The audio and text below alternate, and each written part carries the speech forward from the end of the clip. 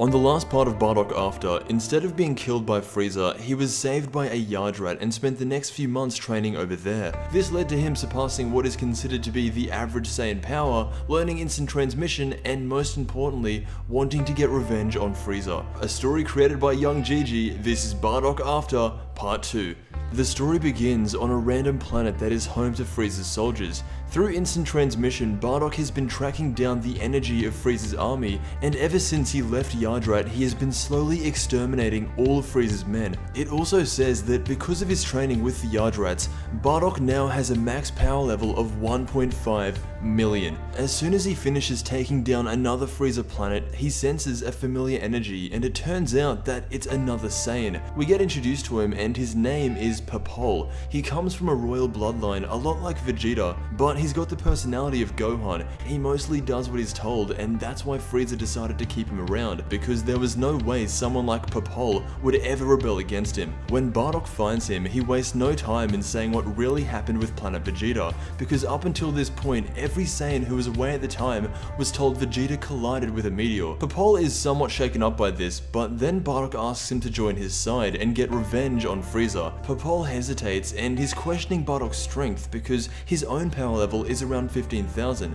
As far as these Saiyans know, Frieza only has one form, his first. They aren't aware of his second, third, and fourth. Either way, Bardock shows a glimpse of his power, and to no surprise, the scouter is counting numbers up to 300,000, but then it breaks. Bardock goes on to say that this is nowhere near his full power, and if you come with me, you will be doing all Saiyans justice. So they head out across the planet to take down any one of Frieza's men. Time passes and they eventually do it, but Bardock brings up that some of the Ginyu Force members, or even Dodoria and Zarbon, would be too much for Papol to handle at the moment. So Bardock says that he will train him for 1 month, and with that 1 month of training, his power will increase 10 times what it is now. Meanwhile, out in space, not Frieza, but someone who looks a lot like him noticed that planets around him are being destroyed.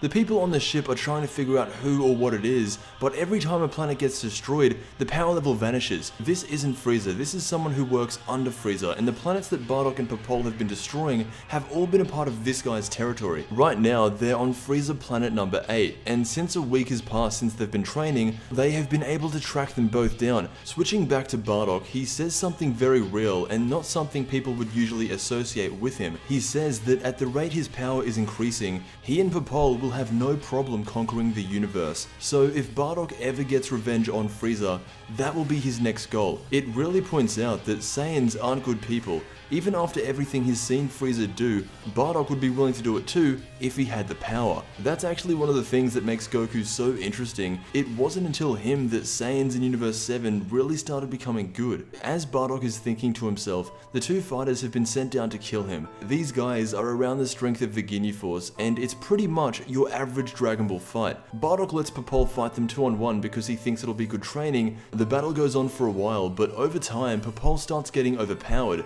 This is where Bardock steps in and has an immediate impact. He one-shots both of them, and just like that, they're gone. Papol then comes up to him and apologizes for not being strong enough. Bardock just gives him some words of encouragement and he's good to go. However, Bardock is known for being able to see glimpses of the future, and just as he's talking to Papol, something comes over him. The very next thing he sees is Papol lying in his arms, tears rolling down his face, and eventually dying.